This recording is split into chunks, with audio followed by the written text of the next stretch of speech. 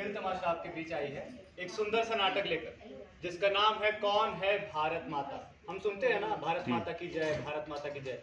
तो वही ये नाटक बताएगा कौन है भारत माता, जो जवाहरलाल नेहरू की लिखी पुस्तक the discovery of India, Bharat की खोज पर आधारित है, जिसमें वो बताते हैं कि कैसे अलग अलग विचारों को, अलग अलग सिद्धांतों को आज तक एक सा आदर और सम्मान मिलता आया है। तो चले शुरू करते हैं, कौन है भारत माता।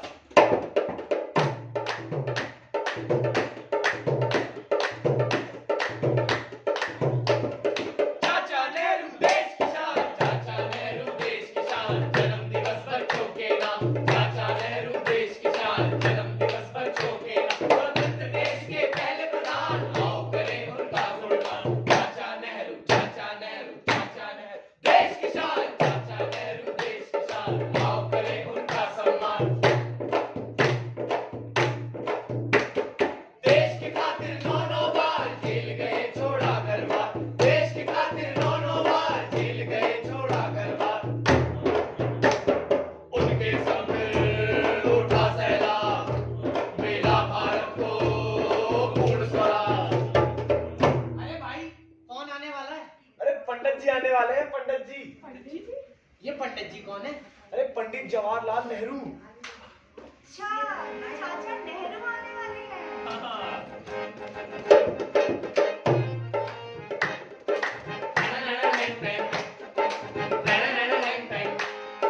लोकतंत्र की जड़ें जमाई, धर्मनिरपेक्षता उसमें समाई।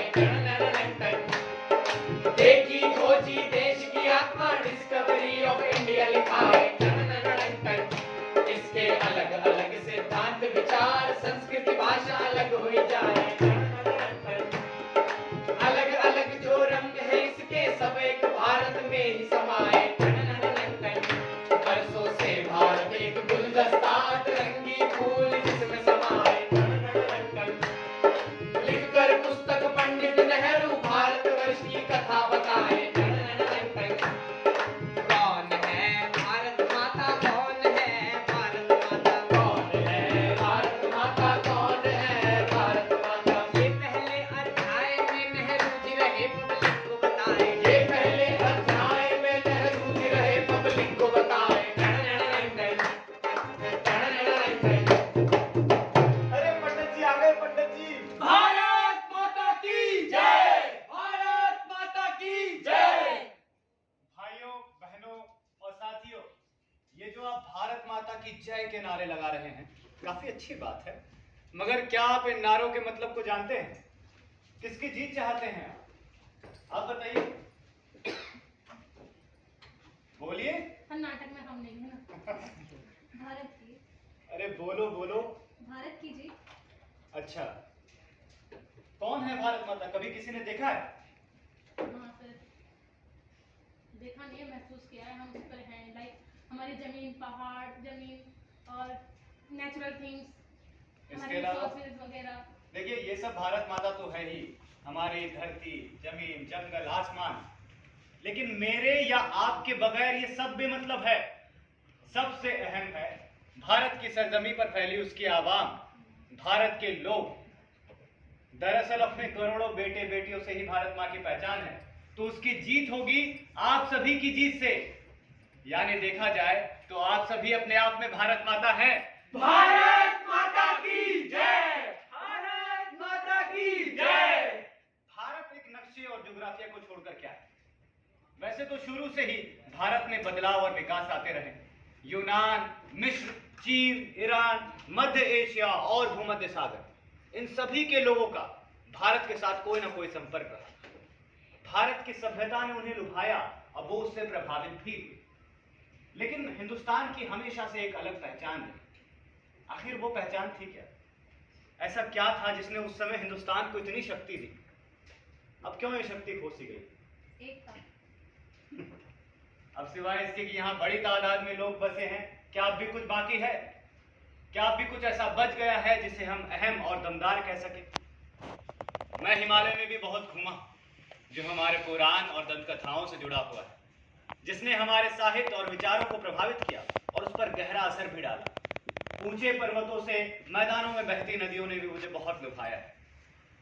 सिंधु, जिससे हमारे देश का नाम हिंदुस्तान पड़ा, जिसे पार कर सदियों तक जातियां, काफिले और फौजें आती रही। ब्रह्मपुत्र उत्तर पूर्व की पहाड़ियों में दरारें बनाता हुआ, दंदनाता हुआ भारत में दाखिल होता है और बड़े ही शांति से पहाड़ों में, जंगल भरे मैदानों में बहती है। यमुना, जिससे हमारे रास, नृत्य और खेल की लीलाएं जुड़ी है। और फिर गंगा, भारत की अपनी नदी, जिसने आदिकाल से ही ना जाने कितने करोड़ों लोगों को अपने तट की ओर खींचा। दरअसल गंगा की कहानी स्रोत से सागर संगम तक हिंदुस्तान की सभ्यता और संस्कृति की कहानी है। ऐशो इशरत की, त्याग और संन्यास की, विकास और विनाश की, जिंदगी और मौत की कहानी है गंगा। जय हो गंगा मैया की। मैं चाहता हूं हिंदुस्तान के अतीत की एक तस्वीर रखूं आप सबके सामने, ये एहसास दिलाने के लिए कि किस तरह हमारे देश की नदी और उसके इतिहास की नदी सदा युग बदलते हुए बहती चली आई है और भंवर और मझधार के बावजूद एक अनजान समंदर की ओर किस तरह लपकते हुए बढ़े चली जा रही है।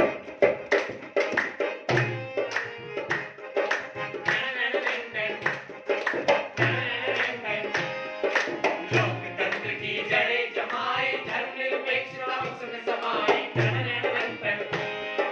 देखी खोजी देश की आत्मा, डिस्कवरी ऑफ इंडिया लिखाए। इसके अलग अलग सिद्धांत, विचार, संस्कृति, भाषा अलग हो जाए। अलग अलग जो रंग है इसके, सब एक भारत में ही समाए। बरसों से भारत एक गुलदस्ता, तिरंगी फूल इसमें समाए। लिखकर पुस्तक पंडित नेहरू भारतवर्ष की कथा बताए। आजीविका चारवाक और जैन बुद्ध का पाठ पढ़ाए। आजीविका चारवाक और जैन बुद्ध का पाठ पढ़ाए। ये सब एक अध्याय में नेहरू जी रहे पब्लिक को बताए। ये सब एक अध्याय में नेहरू जी रहे पब्लिक को बताए।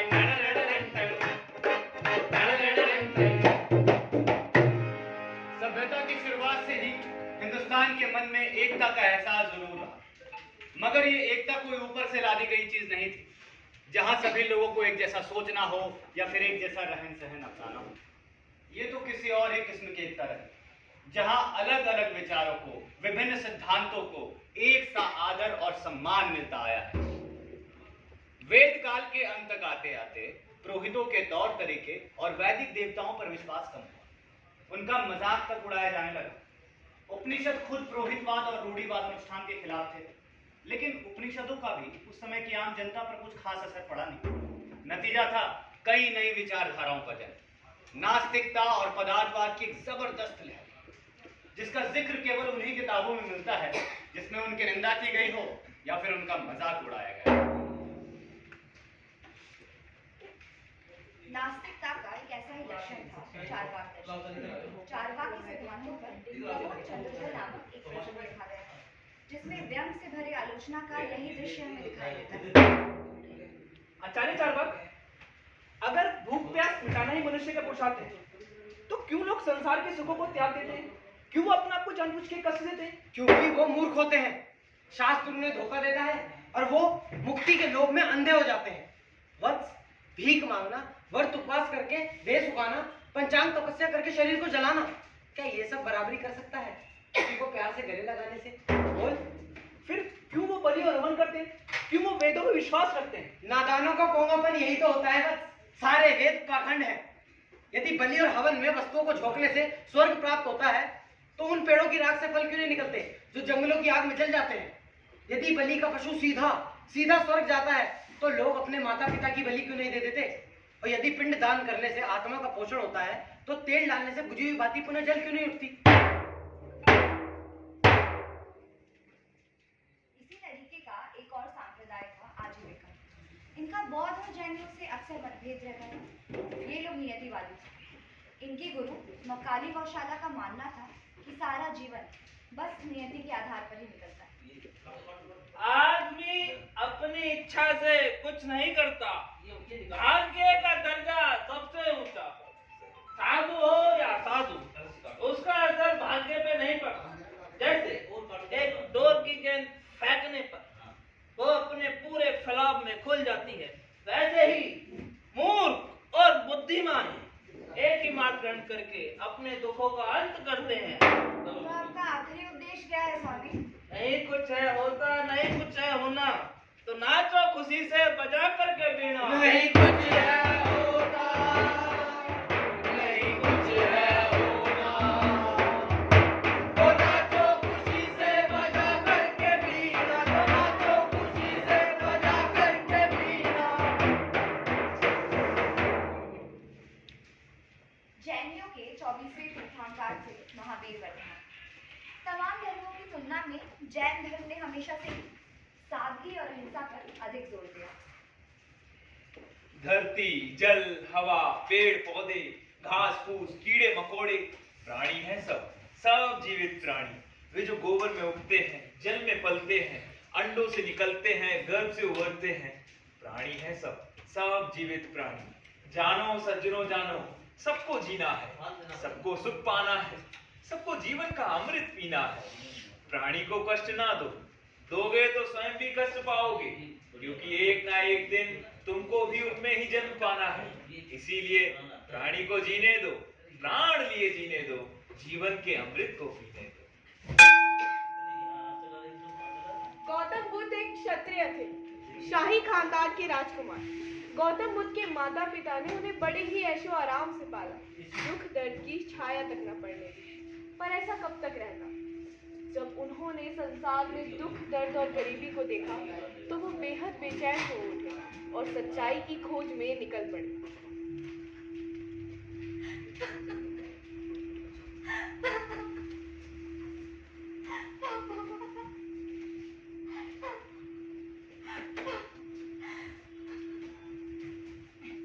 उसने मेरे पति और मेरे बेटे को मार डाला। वो उंगली मार है, वो सबकी उंगलियां काट कर गले में माला बनाकर पहनता है। तुम घर जाओ, मैं कुछ करता हूँ।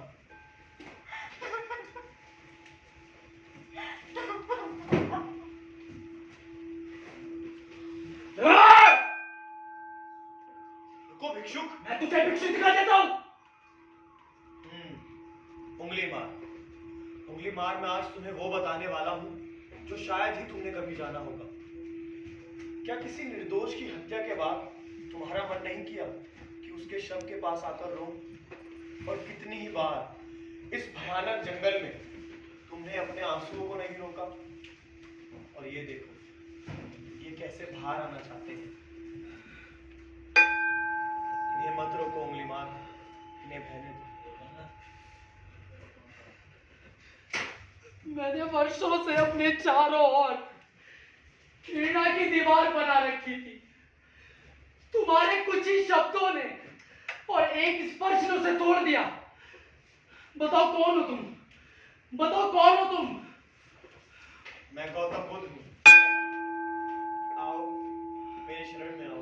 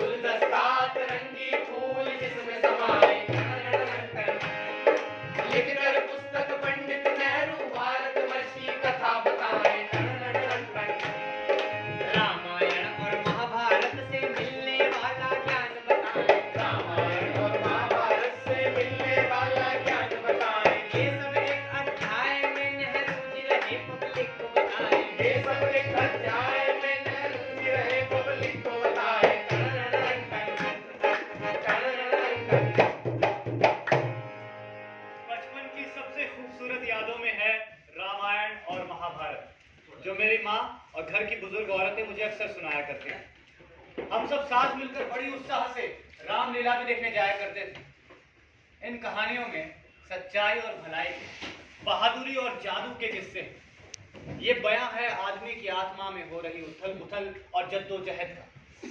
लेकिन दुनियावी जद्दोजहद होने के बावजूद इनमें एक बहुत ही खूबसूरत, बहुत ही अद्भुत स्नेह और मिठास का फैलाव है। रामायण में हर तरह के लोगों के लिए कुछ ना कुछ है, चाहे वो विद्वान हो या फिर गांव के अनपढ़ लोग। ये ना सिर्फ बयां है लड़ाइयों और दूसरों पर फतह का, ये तो प्रतीक है आस्था, संयम, धर्म और ज्ञान का। रावण में अनेक अवगुण होने के बावजूद राम ने रावण में निष्ठा, भक्ति और ज्ञान के गुणों को देखा, जो हमें देखने को मिलता है उस प्रसंग में जब राम और लक्ष्मण रावण की मृत्यु के समय उसके पास पहुंचे।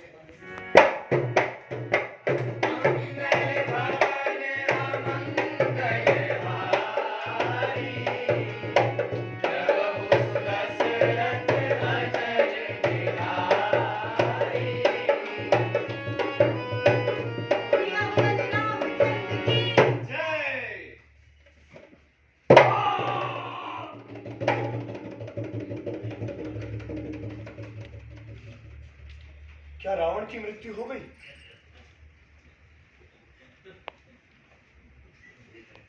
वो हिंडुल तो नहीं रहा है, लगता है मर गया या फिर मरने का ढोंग कर रहा है। इन राक्षसों पर भरोसा नहीं किया जा सकता भैया। नहीं लक्ष्मण, रावण एक बड़ा भक्त था, किंतु श्राप के कारण उसका जन्म राक्षस रूप में हुआ। उसकी यूं ही उपेक्षा ना करो। रावण अपने राज्य का शासन करते करते परिपक्व हुआ है। राजनीति के संबंध में उसका ज्ञान जान लेना हमारे लिए अच्छा होगा। वेदों में कहा गया है कि यदि अमूल्य रत्न कूड़े में ही क्यों ना पड़ा गया हो तो उसे उठा लेने में कोई बुराई नहीं है। जैसी आपकी आज्ञा भैया।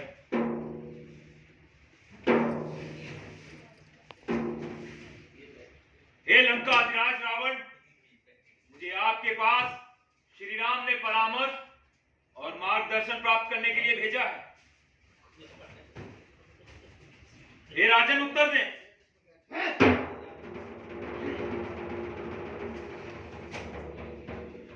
कोई लाभ नहीं भैया, वो तो मेरी बात ही नहीं सुन रहा। तुमने उनसे आदरपूर्वक बात तो की ना? हाँ, मैंने वैसा ही किया। जब तुम उनसे बात कर रहे थे तो खड़े कहाँ थे? उनके सिर के पास, उनके बगल में, ताकि वो मेरी बात सुन सके। यही तो भूल हुई लक्ष्मण। तुम्हें उनके सर के पास नहीं, उनके पैरों के पास जाना चाहिए, जैसे एक शिष्य अपने गुरु के पास जाता है।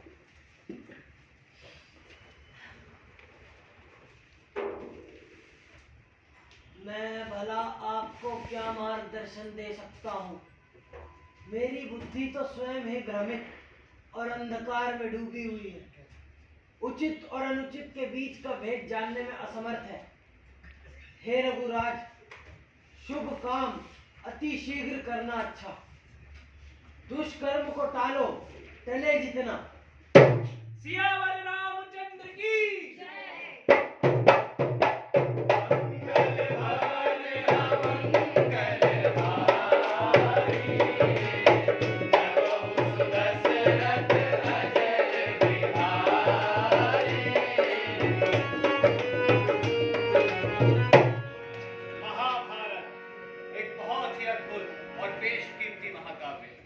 ये दुनिया की किसी भी जुबान का सबसे खूबसूरत, सबसे गहरा फलसफा है, जिससे सोच का हर एक तरीका जुड़ता है, सीखता है। ये बयां है सामाजिक और राजनीतिक संकटों पर। मैत्री की राह बताने को, सबको सुमार्ग पर लाने को, दुर्योधन को समझाने को, भीषण विध्वंस बचाने को, भगवान हस्तिनापुर आए, पांडव का संदेशा लाए। आज इतना कहने मैं स्वयं यहाँ तक आया हूँ। भाई भाई में युद्ध न हो, संदेश शांति का लाया हूँ। निसंशय है गुणवान वो सब राजघरानों में गुरुकुल, लहराती करुणा का वो सत्यशील। हे दया ने पुत्र, तुम इस कुल के आधार स्तंभ, न्याय हो, सबको राह दिखलाने वाले दिग्दर्शक, सबके रक्षक हो। फिर क्यों अधर्म, क्यों लोकवैर और भी विशेषण कहलाते हो? क्यों झूठ कपट की हवा चली, दुर्दिन के बादल मंडराते? कौरव कुल पर संकट छाया, सारा कुल नाश करेगा वो। तुम चाहो तो निवारण हो जाए, है नहीं असंभव ऐसा हो। सब कुछ निर्भर हम पर, तुम पर राजन, ये समझना है हमको। द्वारकाधीश कृष्ण, आपकी बांसुरी बजी, घृणा के स्वर से सजी और खूब बजी, बजी सिर्फ मेरे लिए। मैं धन्य हूँ, आपका चिरकृतज्ञ हूँ। भले ही हो आप कुंती के बेटों के बार बार चरण छू भक्ति के हकदार, पर किसने दिया आपको अधिकार कि आप मेरे ही घर में आके करें मेरी ही निंदा पाठ? हे मधुसूदन, वो धर्मराज पक्का ज्वारी, जुआ खेला राज्य हारा, क्या गलती थी हमारी? मैंने फिर भी सम्मति दी कि लौटा दो जीता हुआ धन। फिर खेले फिर हारे, जंगल फिरे मारे मारे, इसमें मेरा क्या दोष? मुझी को धमकी, मुझे और मेरे भाइयों को जान से मारने की? ये कैसा न्याय है और कौन सा धर्म है? और आप भी आए हैं मुझे समझाने धमकाने? तो सुनो, पांडवों को दोबारा राज्य नहीं मिलेगा, उतना भी नहीं कि जितना एक सुई की नोक पर समा जाए। पौराणिक कथाओं और वीर गाथाओं से मिलने वाले सबक कुछ इस तरह है: सच्चाई की राह पर चलना, मरते दम तक वचन निभाना, वीरता, भलाई और सामाजिक सुख के लिए त्याग। पौराणिक गाथाओं में हकीकत और कल्पना ऐसे गुथे हुए हैं कि उन्हें अलग नहीं किया जा सकता। इसलिए यह मिश्रण एक काल्पनिक इतिहास की शक्ल ले लेता है, जो भले ही हमें ना बता पाए कि असल वाकया क्या था, लेकिन उससे भी अहम वो हमें ये बताता है कि उस समय के आम लोगों का अपने पुरखों के कारनामों को लेकर क्या तस्वर थे, उनके क्या आदर्श रहे होंगे। इसलिए ये हकीकत हो या फिर दास्तान, उनकी जिंदगी का एक अहम हिस्सा बन जाता है। रोजमर्रा की उमस, उदासी और नीरसता से ऊपर उठने में उनकी मदद करता है, सच्चाई और जुस्तजू की राह दिखाता है। फिर भले ही आदर्श दूर हो या उस तक पहुंचना बहुत मुश्किल। मध्यकाल के अंत में भारत में अंग्रेजों का आगमन हुआ।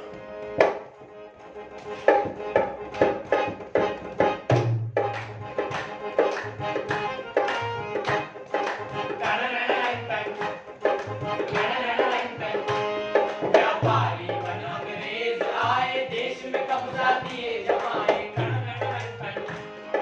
जंग छिड़ी फिर पहली बार 1857 में हुई लड़ाई। मंगल पांडे ने चिंगारी जलाई, खूब लड़ी थी लक्ष्मीबाई। पहली बगावत की ये लड़ाई, पंडित जी लिख दिए बताए।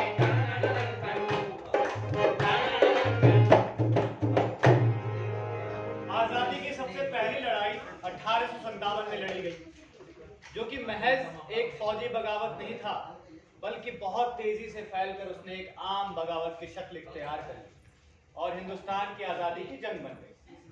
जब पहला विश्व युद्ध छिड़ा तो हिंदुस्तानी सियासी आंदोलन की रफ्तार धीमी पड़ चुकी थी, जिसके महज दो कारण थे। पहला, कांग्रेस का गरम दल और नरम दल, और फिर जंग की वजह से लगाई गई पाबंदी। एक तरफ थे गरम दल के प्रतिनिधि बाल गंगाधर तिलक। स्वराज मेरा जन्मसिद्ध अधिकार है और हम सब इसे लेकर रहेंगे। वहीं दूसरी तरफ थे युवा स्वतंत्रता सेनानी भगत सिंह। इनकलाब जिंदाबाद, इनकलाब जिंदाबाद। अगर पहरों को सुनाना है तो आवाज बहुत तेज होनी चाहिए। और दूसरी तरफ क्रांतिकारी राम प्रसाद बिस्मिल।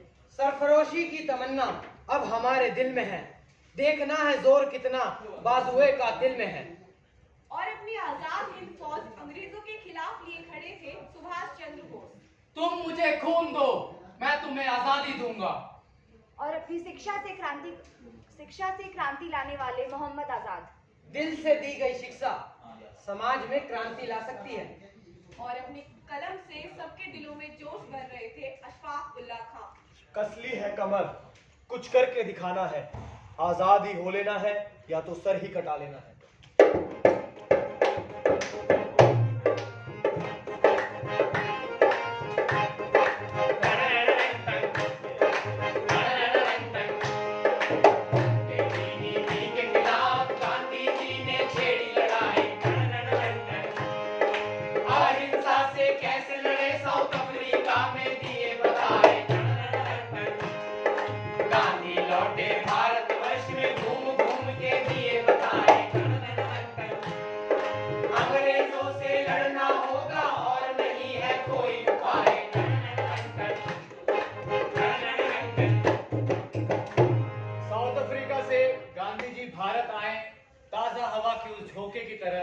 जिससे इंसान पूरी तरह अंगड़ाई लेकर सांस भर सके। रोशनी की उस किरण की तरह जो अंधेरे को चीरती हुई निकल जाए। गांधी जी ने हिंदुस्तान के लाखों लोगों को मुतासिर किया, किसी को कम, किसी को ज्यादा, और चंद की तो उन्होंने पूरी जिंदगी ही बदल डाली, और कुछ के चंद ही पहलुओं पर असर हुआ जो कि कुछ अरसे बाद जाया गया, मगर बिल्कुल जाया भी ना हो सका। कहीं ना कहीं किसी गोश में गांधी जी की याद ताजा रही।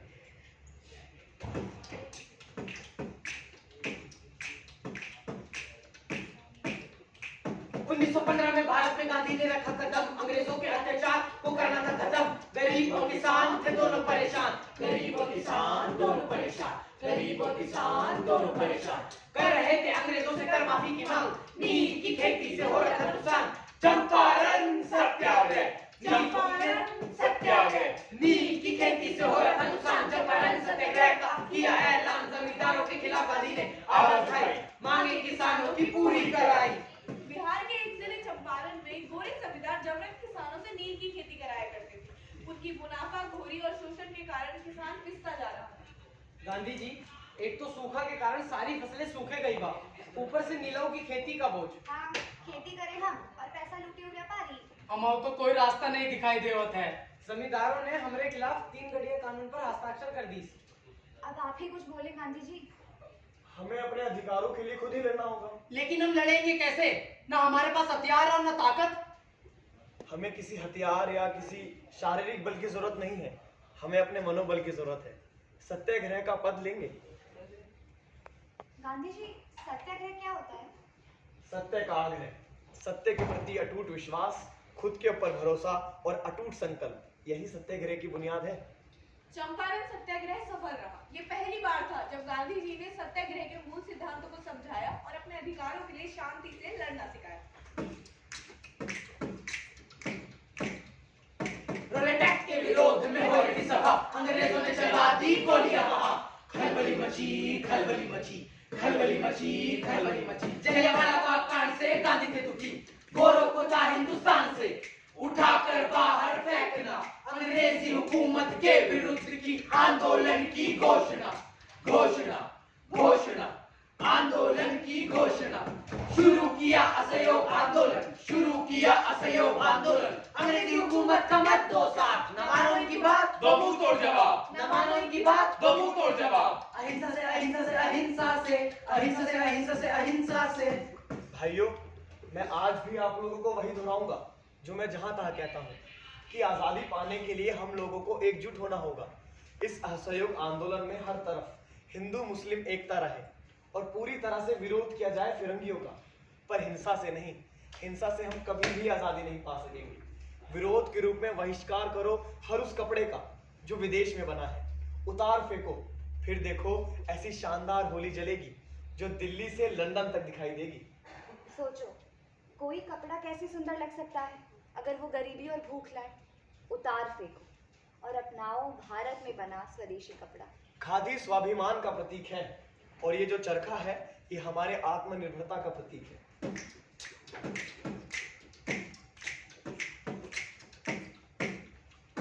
स्वदेशी अपनाना, आत्म संयम को पाना, सूत को काट कर कपड़ा बनाना, बेरोजगारी घटाना, रोजगार बढ़ाना, थोड़ा खुद के थोड़ा दूसरों के बारे में सोच पाना, ये हमारे राष्ट्रीयता की पहचान है। चरखा हमारा अभिमान है, चरखा हमारा अभिमान है, चरखा।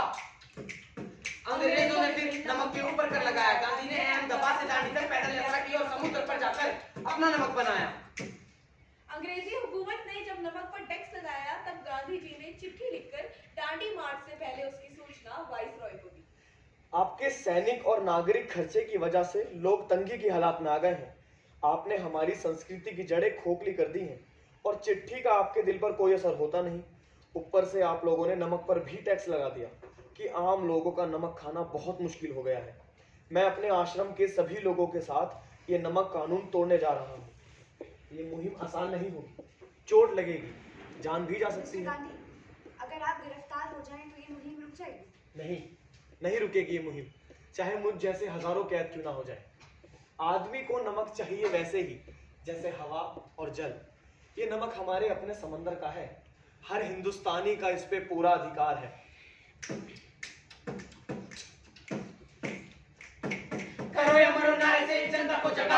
करो या मरो, करो या मरो, करो या मरो, करो या मरो। अंग्रेजों भारत छोड़ो, ये सबकी जुबान पर ला दिया। अंग्रेजों भारत छोड़ो, अंग्रेजों भारत छोड़ो। 1930 का पूरा साल ड्रामाई हादसों और पुरजोश घटनाओं से भरपूर रहा। सबसे हैरत अंगेज पहलू था गांधी जी का आम लोगों में साहस और ताकत भरने का मंत्र। फिर मुझे याद आया कि गोखले जी ने गांधी जी के बारे कहा था कि उनमें वो सलाहियत है जिससे माटी का माधु भी अपने आप को वीर पुरुष साबित कर सकते हैं।